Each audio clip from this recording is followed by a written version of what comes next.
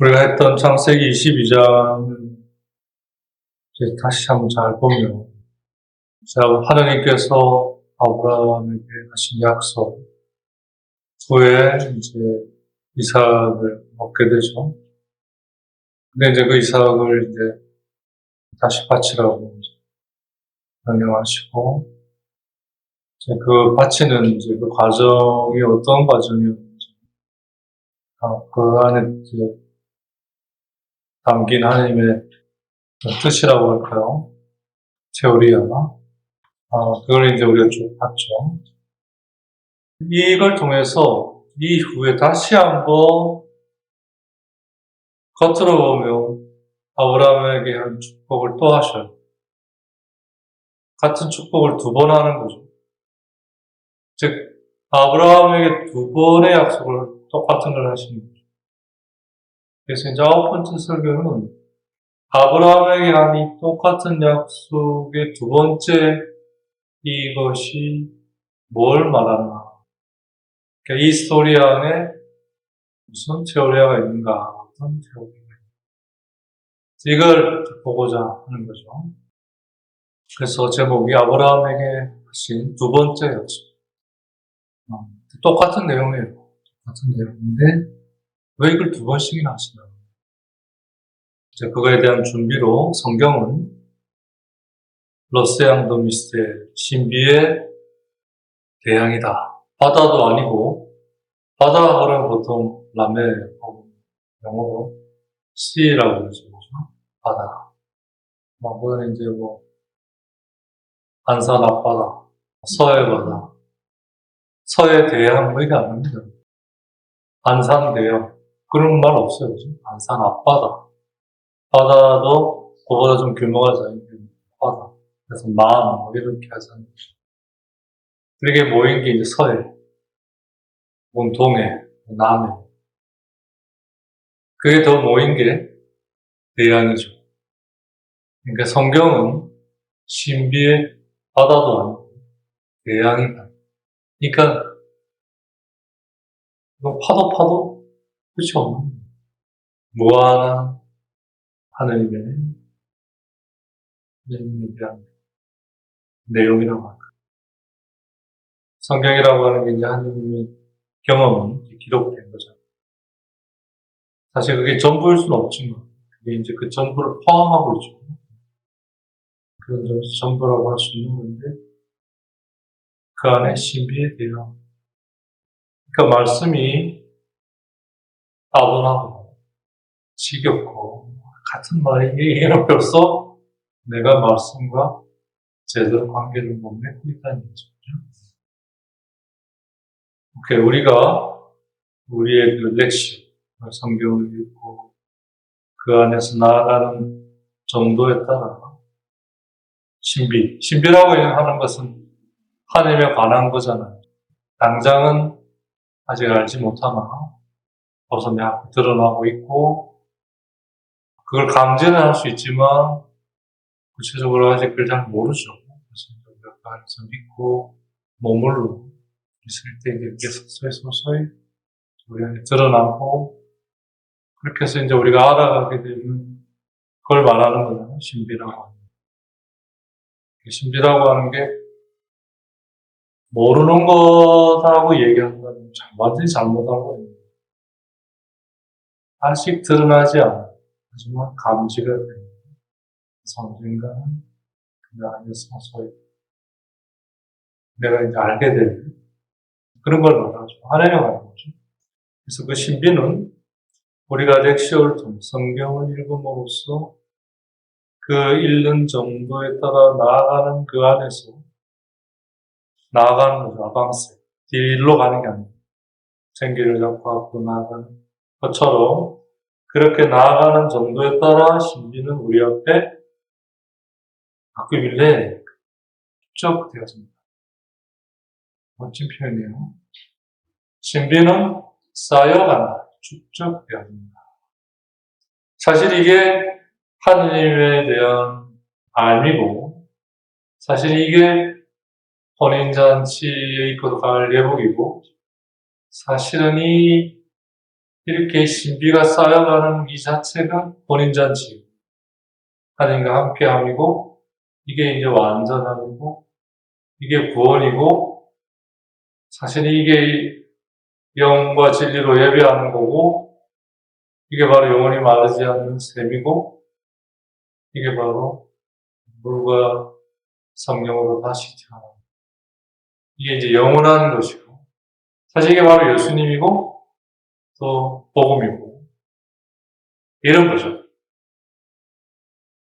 되게 축적된다는 거죠. 나아가는 만큼, 아방세 하면 앞으로 나간다잖아요. 그죠? 나아가는 정도에 따라, 매주, 바퀴벌레 축적된다. 그래서 뭐죠? 그 유명한 말씀. 가진 사람은 더 가지게 될 것이고, 없는 사람은 있다가 여겨지는 것처럼 잃게 될 것이다.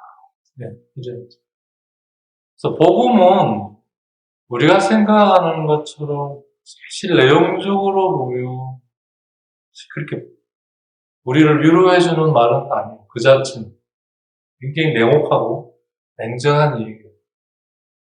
국물도 없어요. 근데 이제 그게 우리 안에 거기에 머물러서 우리가 거기에 젖어들면서 그게 우리 안에 소위 들리고 우리를 그렇게 형성시켜 가는데 이보다 더 나은 좋은 것은 없는 거죠. 그래서 굿뉴스죠. 우리가 그걸 모르고 그냥 읽으면 다 되는 줄 알고 기도하면 다 되는 줄 이렇게 많이 착각을 하죠. 그걸 깨쳐가는 게 정화의 과정이라고 할 수 있죠. 아무튼 우리가 그 노트를 렉티우라면 읽는다는 말이잖아요. 소위 렉시오죠. 이 렉시오는 내가 알고자 하기 위해 읽는 그런 읽음은 절대 아니죠. 하나님의 말씀을 듣기 위해서. 그래서 그 말씀이 나를 차지하고, 그 말씀에 의해 내가 형성이 되고, 그래서 그 말씀에 의해 내가 움직여지게 되는 그러한 것을 가져다주는 읽음이죠. 렉시오 안에서 우리가 진전되어 가는 만큼, 앞으로 나아가게 되는 만큼, 하나님께 더 나아가는 그만큼 신비는 우리 앞에 축적되어 간다, 쌓여간다. 이게 이제 영원한 하나님을 위해 재화를 모으는 거죠. 이게 참된 영원한 구조.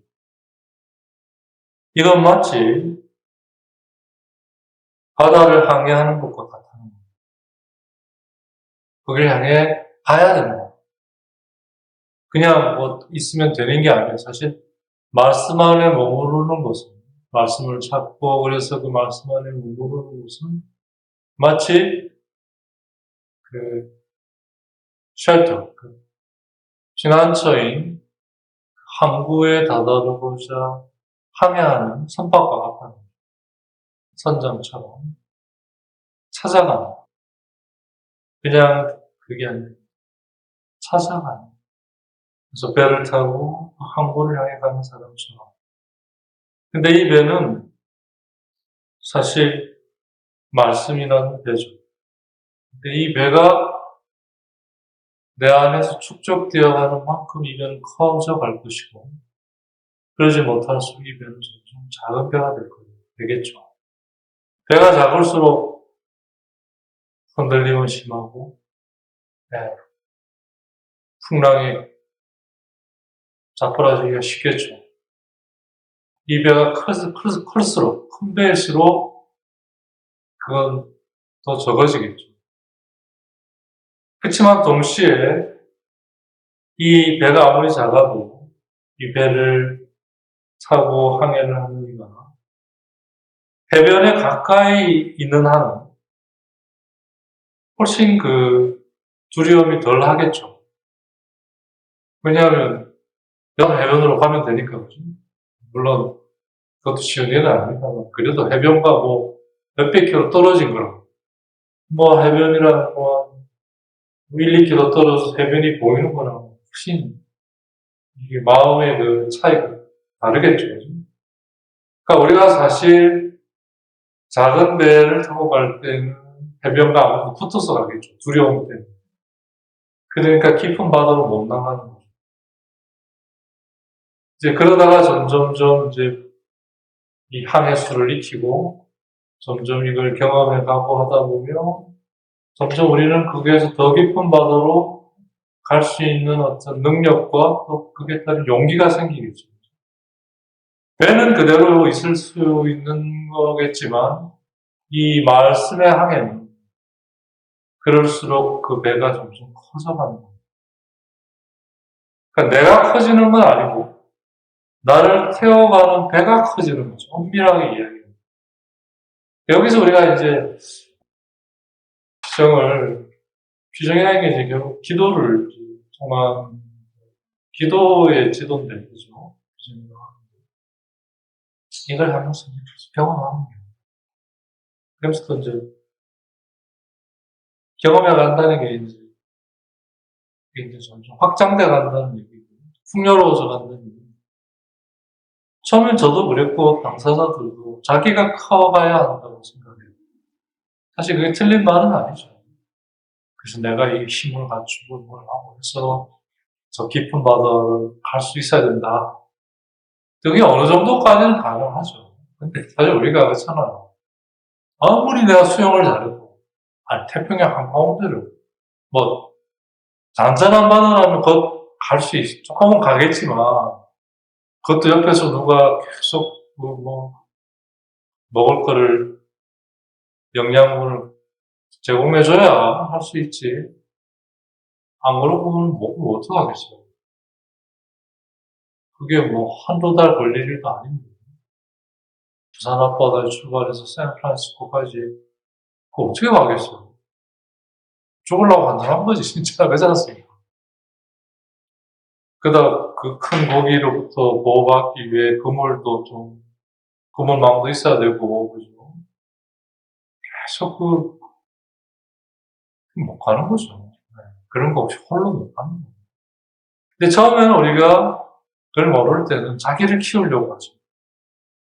그러다가 점점점 그게 불가능하다는 걸 알죠. 그래서 배를 키워야 된다는 거죠. 즉, 이 타고 갈 말씀이 커가야 거기에 내가 타고 가면 된다는 사실을 알아가는 거죠. 말씀을 키우는 것이 바로 나를 키우는 거라는 거예요. 나는 어느 정도 크면 더 이상 크지 못하지만 나를 태워갈 배는 무한히 커질 수 있는 거예요. 왜? 그 배가 커가는 건 신비가 축적되는 만큼 커가는 거예요. 아, 그래서 우리가 이렇게 갈 수 있구나. 내가 가는 게 아니라 배가 나를 그렇게 태워가는 거죠. 그 배는 신비로 축적돼야 됩니다. 이걸 알게 되면 훨씬 우리가 수월하게, 아니, 제대로 갈 수 있어요.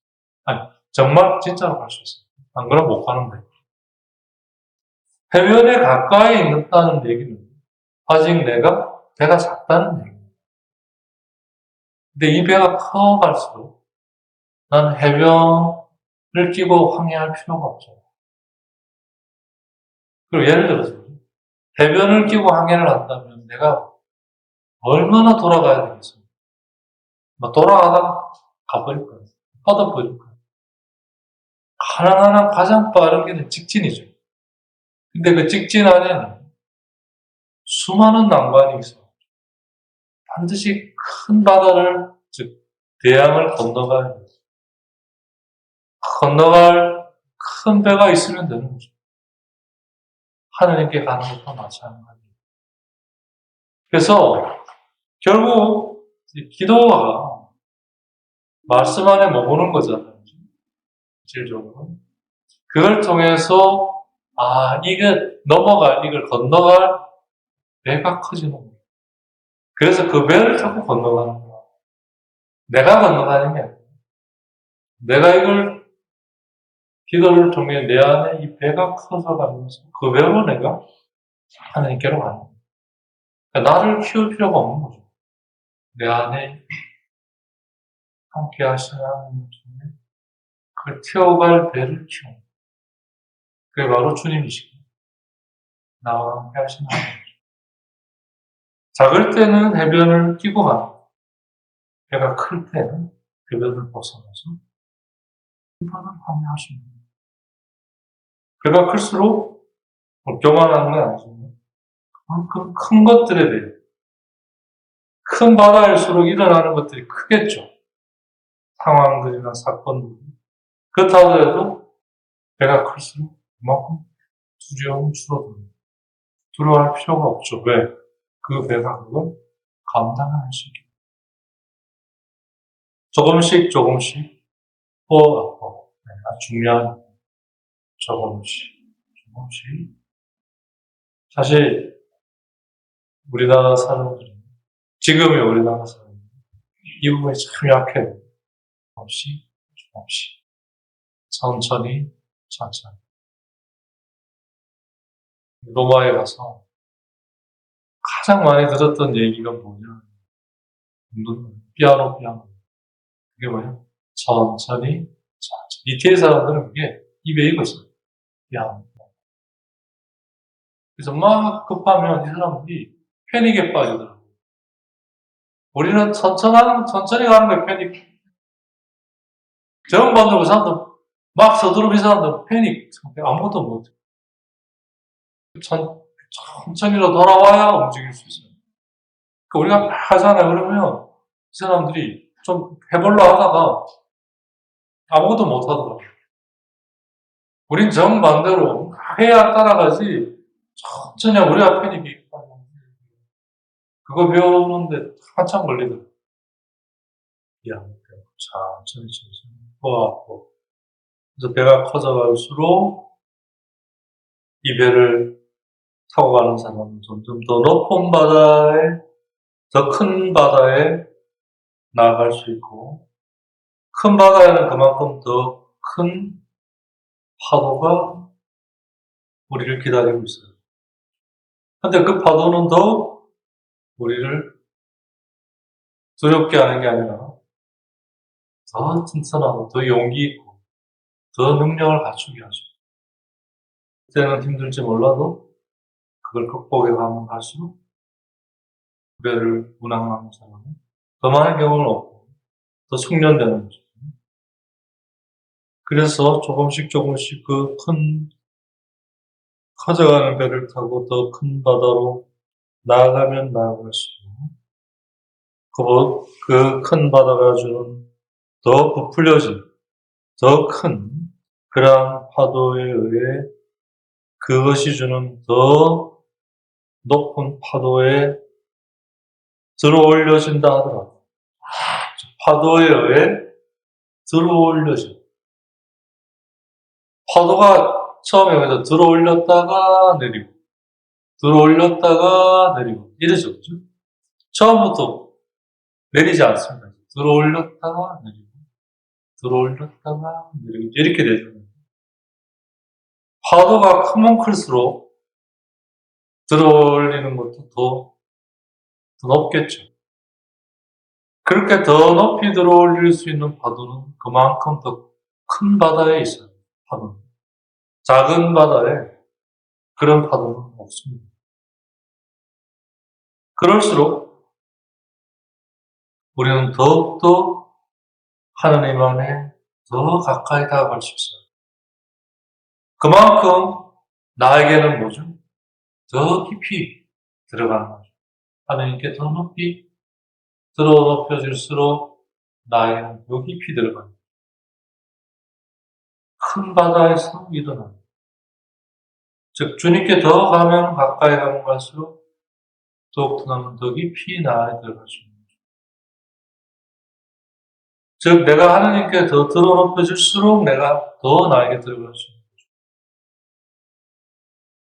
그거 없이 그냥 내 안에 들어갔다간 뭐죠? 침몰하는 거예요. 호로록 침몰하는 거가 거기 있죠. 놀랍게도 우리가 탈출기에서 봤죠, 그죠? 모세가 이제 백성들이 끌고 나와서 처음 만났던 가장 큰 장벽이 바다였잖아요. 홍해바다. 결국 이제 그걸 어떻게 넘어갈 거냐, 건너갈 거냐, 난리가 난 거죠. 그때 이제, 하나님에 대한 울부짖음, 그리고 이제 그걸 통한 재판, 십자가를 말하는 그 재판, 바다를 치죠. 대면하잖아. 직면하잖아. 그러자 이제 바다가 갈라지죠.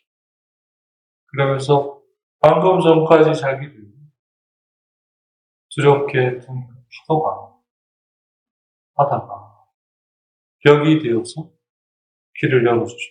보호해주죠. 마찬가지로 큰 바다의 큰 파도는 우리를 집어삼킬 것 같지만 사실은 우리를 들어서 주님께 더 올립니다. 우리를 싣고 가는 배가 크면 클수록 더 높이 들어 올릴 수 있는 거죠. 왜? 더 큰 바다로 나갈 수 있기 때문에. 그럴수록 우리는 자신의 더 깊은 곳으로, 그만큼 주님의 더 깊은 내면으로 우리는 떨어져 들어갈 수 있어요. 그걸 통해 우리는 하늘의 신비가 더욱더 열리는 경험, 더 높이 올려주고 더 깊이 떨어지는 거 안에서 열리는. 잘 보면 파도가 높으면 높을수록 파도와 파도 사이에 그 빈틈이 있죠. 그게 이제 바다가 열린다고 옛날 사람들은 이해했단 말이에요. 바다가 열리는 유일한 길은 파도와 파도 사이의 이 간격이 높고 깊고 넓을수록 그만큼 더 많이 열린다고 본 거죠. 하늘의 신비도 마찬가지입니다. 그만큼 나를 들어 높이면 높일수록 그만큼 더 깊이 떨어지게 되고 그만큼 열린다는 거예요. 그러니까 얼마나 역동적이에요. 하늘의 신비는 굉장히 정적이지만 그 안에 엄청난 역동성, 동적인 움직임이 높이 올리고 그만큼 떨어뜨리고 그래서 그만큼 열리고. 그래서 하나님과 가까이 있고자 하는 사람들, 그래서 하나님과 가까이 있는 사람들, 이 역동성, 정적이면서 굉장히 역동성을 동시에 가지고 있죠. 그만큼 하나님에 대한 것이 역동적으로 일어납니다. 그러고 보면 우리는 참 얼마나 그 정반대의 기도를 하면 그런 거 가능한 없이 해주십시오라고 굉장히 밀잖아요. 그러니까 하나님을 못 만나요. 열리질 않아요. 더 높이 올려지고 더 깊이 떨어지고 그렇게 해서 더 열리고 이게 바로 주님과의 그 만남이 깊어지는 것인데 그가 힘들다고 그거 없게 해주십시오라고 비니까 그냥 여기서 미라처럼 그냥 말라 죽을래요라고 기도하는 거나 똑같잖아요. 하나님이 정말 나를 당신에게 데리고 품고 데리고 함께 하시고자 그렇게 하시는데 우리는 정작 저 그거 싫어요. 그냥 가만 좀 내버려 두세요. 이렇게만 있을래요. 거짓 평호, 죽음에 이르는 평호. 참 말이 그런데 생명에 다다르지 못하게 하는 그냥 정체, 그런 대로 정체죠. 그걸 청하고 그걸 하여 주신 복이라고 우리가 여기고 있습니다. 딱한 마음이죠.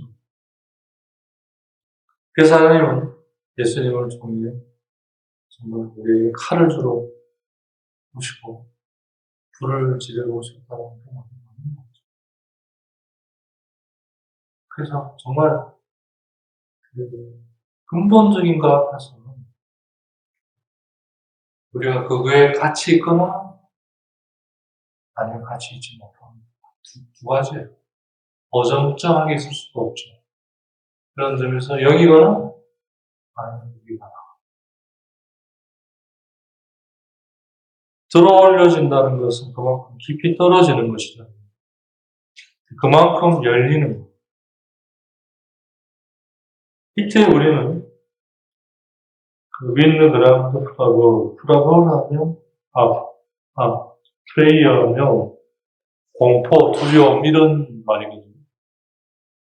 더 높이 올려질수록 더 깊이 떨어지는, 그래서 더 많이 열리는, 더 풍요롭게 열리는 이 안은 1차적으로 그만큼 공포예요.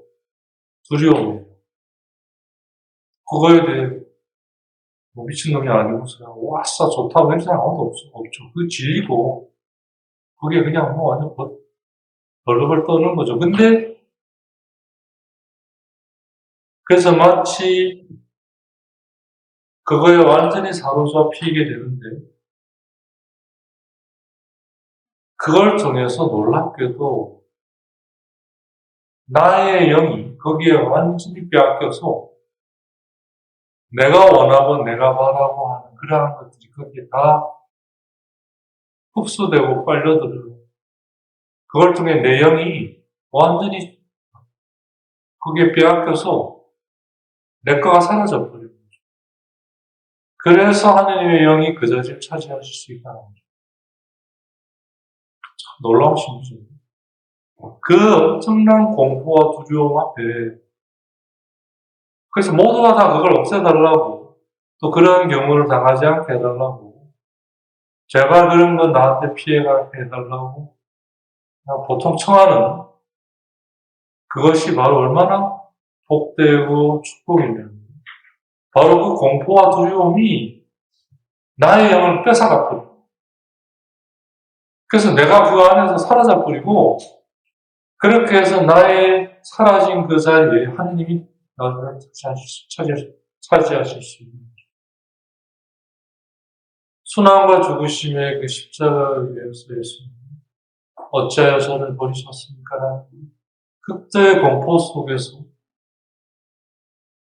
당신의 영은 하느님의 영에 완전히 차지당하십니다. 그래서 제 영혼을 당신의 손에 그게 다 이루어진 건 그거 외에 이루어질 게 뭐가 있어요? 그게 완성이잖아요. 높이 들어올려져서 그만큼 깊이 떨어지는 이 안에서 열리는 이 공포, 두려움. 바로 이게 우리를 참으로 죽음에 이끌어 참생명, 부활로 나아가게 한다. 참 놀라운 신비죠. 이거 우리가 어떻게 할 수 있겠어요? 내가 뭐 열심히 뭘 한다고 되겠어요? 아니죠. 하느님 안에서 하느님과 함께 하고자 할 때 바로 그것에 대한 믿음으로 하느님이 우리 안에 하실 수 있고 그 하시는 것을 우리가 함께 할 수 있는 거예요. 이 두려움, 이 공포가 사실은 복음에서 그죠? 풍랑을 만난 제자들 두려워하고 공포에 떨리는데 정작 예수님은 배 고문에서 주무시고 계십니다. 그게 우리가 하느님을 만나고 하느님과 함께하는 하느님 안에 머물러 있는 상황을 잘 묘사하고 있는 구체적으로 얘기하면 우리가 말씀 안에 머물러 갈 때, 찾아서 머물러서 갈 때, 그게 결국 평온하거나, 안락한 걸 가져다 주지 않는다는 거죠.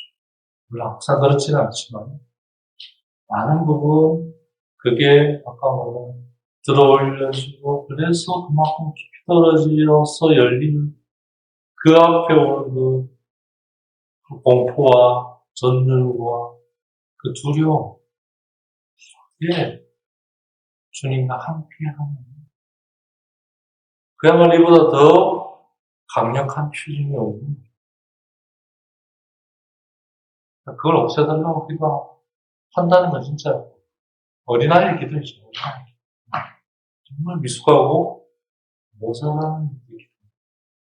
그래서 하나님이 모르고 모자라기 때문에 들어줄 수밖에 없는 안다면 할 수 없는 기도. 바로 이 딱딱한 음식, 성숙한 이만이 소화할 수 있는. 만일 이러한 엄청난 파도, 정말 측량할 수 없는 파도, 하나님이 우리 안에 일으키시니, 그걸 우리가 그야말로 우리의 그 게으름과 욕심으로 인한 죄로 작아진 말씀의 배로 거기에 자기를 맡긴다면 우리는 얼마나 그 앞에 두려워하고 떨겠어요. 하지만 그 두려움이나 그 전율이 놀랍게도 우리를 키우고 더 큰 배가 되게 한다는 거예요. 일단. 그리고 커갈수록, 그 배가 커갈수록 실제로 그 배에 들어 높이고 떨어뜨리는 그 파도와 만날 수 있고, 맞닥뜨릴 수 있고, 점점점 그게 자기를 그렇게 하나님 안에, 하나님이 원하시는 대로 데려갈 수 있지. 형성시켜 가실 수 있다는 거죠. 그러니까, 하나님께로 나아가는 여정, 이러한 것들로 인해 결국 하나님 안에 받아들게 되는, 하나님 품에 안기게 되는, 그 항구에 달아들게 되는. 그래서 오는 평화지. 최종적인 것이 그런 평화고 자유지. 그런 과정 안에서 물론 평화와 자유가 우리 안에서 우리를 형성시키기 때문에 그렇게 그런 것들을 만날 수 있겠죠. 하지만 근본적으로는 그 과정은 이러한 동적인 들어올리고 떨어뜨리고 그래서 열리고 그 앞에 전율하고 두려워하고 공포에 떠는 이게 대부분을 차지하는 것이죠. 그래서 그것이 결국 우리를 단련시키고 우리를 막깝게 해서 결국 하나님이라는 그 항구에 다다르게 하는 거죠. 그때 참으로 평화가, 그래서 참으로 자유가 우리에게 찾아왔습니다. 그러지 않는 것은 가짜이고 거짓이죠. 아니면 거기에 이른 여정으로 잠시 만나. 왜 정상을 올라가면서 왜 잠시 정상을 보잖아요.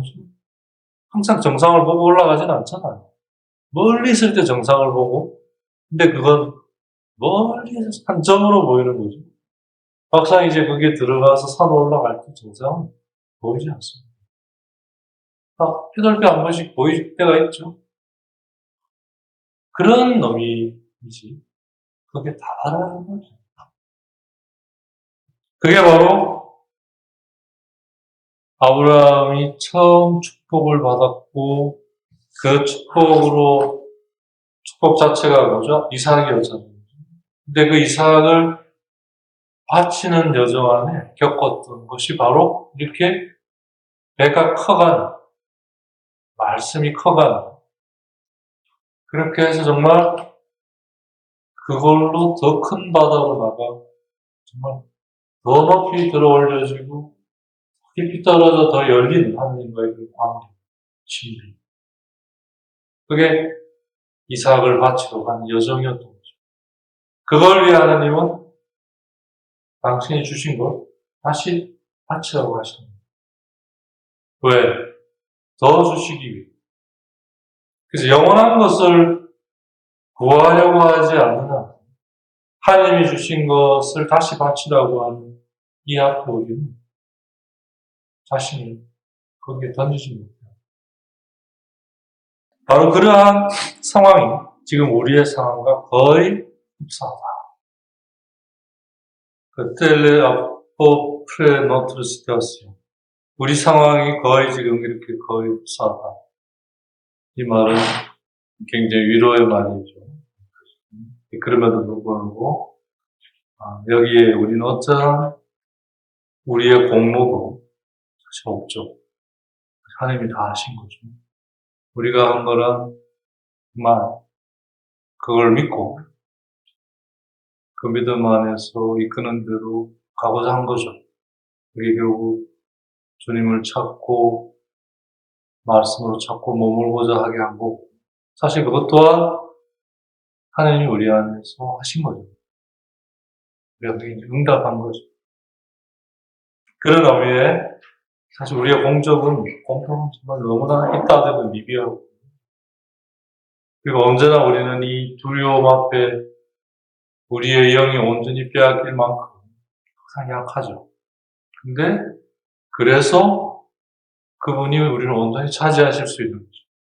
그러니까 하느님의 영이 우리를 차지하려면 우리의 영이 이 공포와 두려움에 전율, 거기 우리 영이 걸로 확 뺏겨버려야 텅 빌 거 아니에요.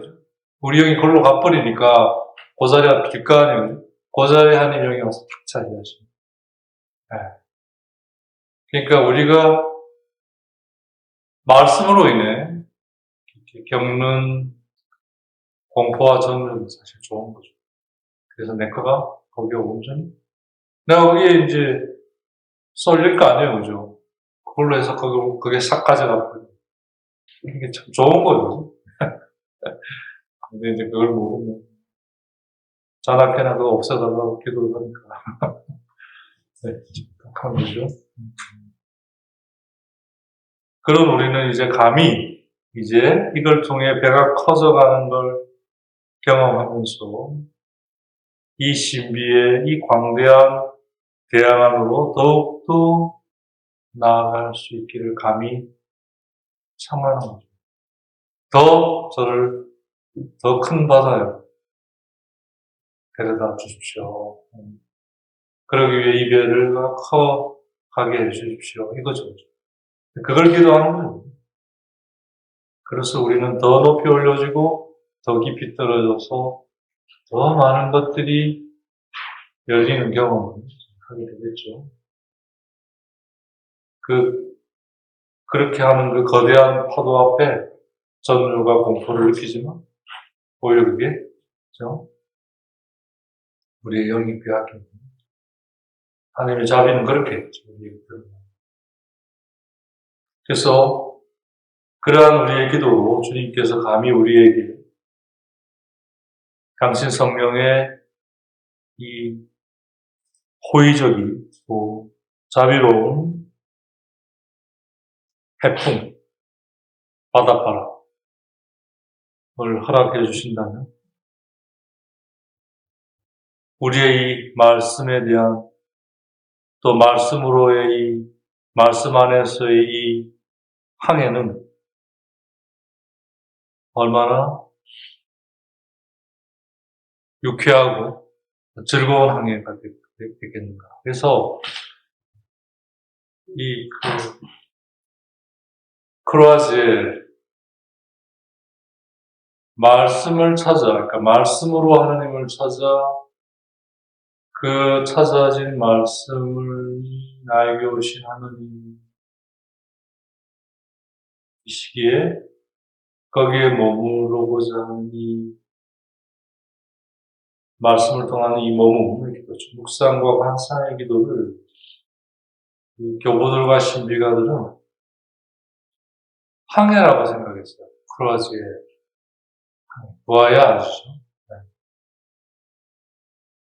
그냥 그게 아니라 항해. 항해라는 게 뭐죠?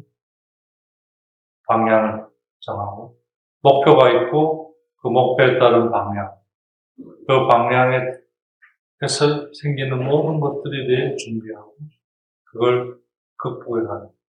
그래서 거기를 향해 가는, 나아가는. 그러니까 거기서 그냥 한 발자국도 못 나오고 벌벌 떨고 이러면 못하는 거예요. 해보면 알아. 해보면 알아. 그리고 그걸 더더욱이 지도해 보면 더 알아. 이 항해 앞에 우리가 어떻게 있고 또 있어야 하는지가 경험하시는 거예요. 그렇게 해서 우리는 구원의 항구에 들어서게 됩니다. 그게 바로 하나님과 하나 되는, 하나님과 나누는 친교, 일치죠. 그러니까 이것은 뭐라고 할까, 하나님에 의해 일방적으로 수당하는 것이 아니라 나의 그러한 고유성을 이 하나님 안에서 나누어지는 잔치와 같은 거죠. 하나님에 의해 받아들여지고 그것을 당신의 것으로 받아주신, 왜? 당신의 것이기 때문에. 그래서 내가 아들을 받아들이는 것처럼 그렇게 해서 내가 당신과 함께 할 수 있고, 그래서 당신과 하나 되어 함께 함으로써 이런 어떤 것이라고 할 수 있는 거죠. 그게 이제 꽃무늬라고 하는 친교. 그게 이제 혼인잔치라는 잔치. 단식조차도 필요 없는 그러한 잔치. 이게 이제 우리가 다다르게 될 종착지, 도착지이면서 우리의 어떤 숙명이죠. 그게 데스티니라고 하잖아요. 숙명이라는 뭐냐면 뭘 하든 그렇게 된다는 거잖아요. 그거가 될 수밖에 없다는. 그러니까 이거는 어떤 좀 자포자기 이런 게 아니라 아주 적극적인 의미로 뭘 하든 결국은 이게 이렇게 된다. 그걸 우리가 이제 참 잘못 이해하고 잘못 적용하는 게 문제죠. 결국 이제 어떤 거든 간에 결국 하나님과의 친교회를 이루게 됩니다. 그래서 그게 유사성, 하나님과 하나 되어가는. 이게 구원의 항구. 이게 바로 구원, 이게 바로 이제 완전함, 완성, 충만함, 이런 것이죠. 왜 이 얘기를 하느냐? 하나님이 말씀하신 첫 번째 약속으로 인해 그걸 아브라함이 다시 하나님에 의해서 드리라고 하는 이 안에 충실하게 해왔던 것이 바로 항해입니다. 그러니까 그러니까 말씀은 첫 축복이죠. 우리가 이렇게 말씀을 대하고 만나는 첫 축복이에요. 근데 그걸 통해 우리는 항해를 해야 돼요. 그 이렇게 주신 말씀을 다시 하나님께 드리는 과정이 꼭 필요하죠. 그게 항해죠. 그래서 처음에 했던 그 축복이 이제 진정한 축복이 되는 거죠. 그러니까 하나님은 언제나 이런 방식으로 당신의 일을 이루어 가셔요. 축복해 주시고, 그걸 우리 것이 되게 항해하게 하고, 그래서 그걸 다시 축복하셔요. 그래서 진정으로 딱 완성시키셔요. 이게 하나님을 경험한 이들의 하나님에 대한 인식이죠. 이게 말씀의 내용이고, 동시에 말씀인 거죠. 이 부분을 우리가 참 너무 소홀히 하고 있고, 등한히 하고 있어요. 첫 축복에만 관심이 있고, 그걸로 다 되는 줄 아는 거죠. 그게 아닙니다. 그건 이제 그걸 할 수 있는 시작일 뿐인데. 그래서 창세기 1장 28절에 29절. 씨앗을 가지고 있는 풀, 씨앗을 맺는 나무 열매를 양식으로 줍니다. 동물하고 달리 그 씨앗이 바로 그죠? 시작을 가지고 있잖아요. 그래서 말씀은 항해를 통해 참 말씀이 되는 거죠. 그게 내가 하나님과 하나 되어가는 친교, 자bor이고, 그게 우리의 데스티니, 종착지. 어떤 것도 여기에로 다 이르게 하지 못하는 거죠. 그건 그야말로 제 역할을 못하는 것이니까 거죠. 우리에게 독이 되는 거죠. 제 역할을 못하면, 그건 독이 돼요. 그게 결국 말씀 안에 머무르고 자면서 그것이 제일 역할을, 결국 말씀이 뭐예요? 그게 제 역할을 하게 하는 거잖아요. 말씀이라. 그게 바로 항해죠, 항해. 크로아스에. 바로 이게 경륜, 에코노미, 하느님의 이끄심이죠. 여기에 하느님이 함께 하시는 거죠. 다른 데 함께 하는 게 아니에요. 여기에 함께 하시는 거죠. 바로 이게 참되고 진실하시는 거짓이 없죠. 바로 여기에 전지전능의 하느님, 모든 걸 알고 그걸 행하실 수 있는 그러한 전지전능의 권능의 하느님. 이걸 통해 스토리아에서 테오리아, 이 과정이 그죠? 정화를 거쳐 조명하면서 일치로. 이게 이제 하느님과 인간, 즉 영성의 핵심 그 내용이죠. 단계이고 구성이고 형식이고. 이걸 통해 말씀이 참으로 우리 안에 말씀이 되어가지고. 자, 이제 그래서 그것의 근본 스토리아인 같은 약속을 또 아브라함에게 하시는가. 그게 뭘 말하는가. 이제 우리가 지금 읽은 그 내용의 덱시오를 가지고 깊이 들어가 보자. 아방세. 그 파도가 아무리 크다 하더라도 그 파도는 우리를 더욱 하느님께로 들어놓기고 더욱 하느님께 깊이 닫혀내리게 할 것이다. 그 어떤 전율과 두려움에 우리 영이 빼앗기고 그 자리에 하느님 영이 우리를 차지해서 그 교리를 형성시켜 가도록 하자. 이 얘기죠, 그죠? 네. 그래서 창세기 22장 15절에서 17절 하느님의 천사가 두 번째로 하늘에서 아브라함을 부르면서 다음과 같이 얘기를 해요.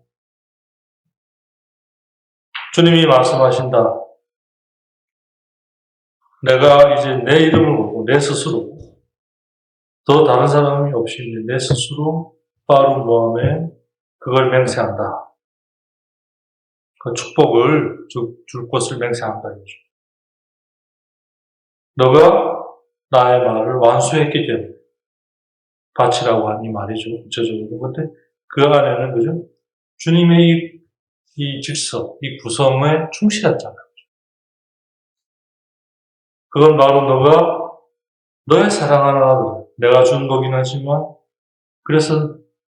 그리고 그를 통해 축복이 펼쳐질 그 아이, 정말 너에게는 눈에 넣어도 아프지 않은 그 너의 사랑하는 그 아이를 나 때문에 아끼지 않았다.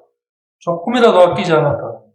마음 안에서는 계속 갈등을 겪었지만 그걸 이겨가면서 싸워가면서 아끼지 않은 거죠. 결과적으로.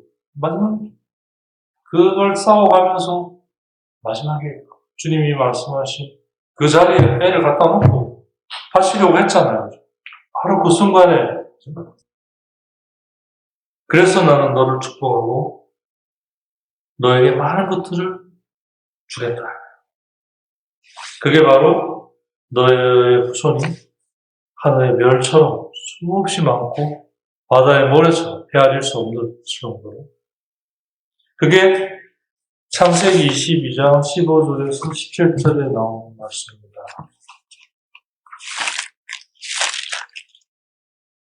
이제 그 14절까지가 우리가 이제 지난 학기 봤던 이제 축복을 받고 그 축복의 대상인 이삭을 바치라고 해서 이제 이삭을 데리고 이제 거기까지 가면서 이제 겪었던 그걸 얘기한 거잖아요. 맞잖아요. 그 바로 다음 구절이 15절.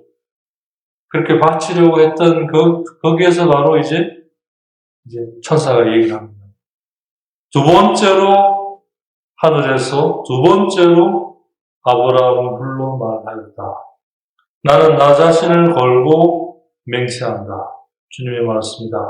내가 이 일을 하였으니 곧 너의 아들, 너의 외아들까지 아끼지 않았으니 나는 너에게 한껏 복을 내리고 내 후손이 하늘의 별처럼 바닷가의 모래처럼 한껏 번성하게 해주겠다. 그런데 이 얘기는 처음 축복에서 나온 얘기예요. 근데 두 번째 때 완전히 다른 의미가 나와요. 이거가 이제 이번 뭐라고 해야 되나 설교집, 아홉 설교 중에 핵심 내용입니다. 이 천사의 말, 즉 하느님의 말씀에 대해 우리는 더욱 열정적이고 주의를 기울이고 더 전념하는 자세로 여기에 다가가야 할 것이다. 왜? 같은 얘기가 두 번 나왔다. 그만큼 중요하다는 거죠. 근데 왜 같은 얘기인데 이게 새로운 얘기인가? 똑같은 거예요. 표현과 말과 내용은 똑같아요. 근데 그게 일으키는 건 이전하고 달리 완전한 새로움을 일으키는 거고. 그게 이제 새 마음, 새 영이죠. 이게 새로 태어나는 것이고, 이게 영과 진리로 예배하는 것이고, 바로 여기에 영혼이 마르지 않는 샘이 있는 거죠. 포도 마르지 않는. 오케이, 이제 다음 시간에. 오늘 여기까지 하겠습니다.